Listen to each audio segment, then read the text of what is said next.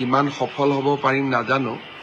সৰ্বশিক্ষা অভিযান বা শিক্ষামন্ত্ৰী থাকোঁতে মই এটা প্ৰচেষ্টা আৰম্ভ কৰিছিলোঁ যে অসমৰ শিক্ষকসকলে নিজৰ ভিতৰতে মিউচুৱেল ট্ৰান্সফাৰ বিচাৰিব পাৰে অৰ্থাৎ কোনোবাই ডিব্ৰুগড়ৰ পৰা ধুবুৰীত যাব খোজে কোনোবাই ধুবুৰীৰ পৰা ডিব্ৰুগড়ত আহিব পাৰে যদি দুইজন শিক্ষক সন্মতি প্ৰদান কৰে আৰু তেনেকুৱা প্ৰচেষ্টাৰ ফলত বহু হাজাৰ শিক্ষকে নিজে বিচৰা জিলাখনলৈ আহিব পাৰিছে আৰু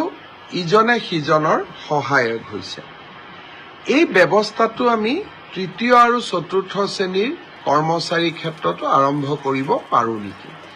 শিক্ষকসকলৰ বাবে যি ব্যৱস্থা সফলভাৱে আমি ৰূপায়ণ কৰিব পাৰিছোঁ সেই ব্যৱস্থাটো আমি তৃতীয় আৰু চতুৰ্থ শ্ৰেণীৰ কৰ্মচাৰীসকলৰ বাবেও যদি ৰূপায়ণ কৰিব পাৰোঁ অসমৰ বহু তৃতীয় আৰু চতুৰ্থ শ্ৰেণীৰ কৰ্মচাৰীয়ে চৰকাৰৰ কোনো অসুবিধা নোহোৱাকৈ নিজে বিচৰা জিলাখনলৈ তেওঁলোকে ট্ৰান্সফাৰ ল'ব পাৰিব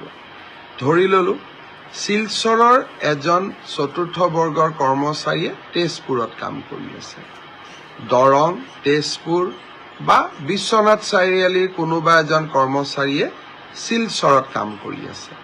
এটা দুইজনে যদি কথা পাতি এটা মিউচুৱেল ট্ৰান্সফাৰৰ আমাক আবেদন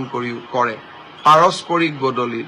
আমি তাত কৰি দিলে চৰকাৰৰ কোনো অসুবিধা নহয় কিন্তু এই ব্যৱস্থা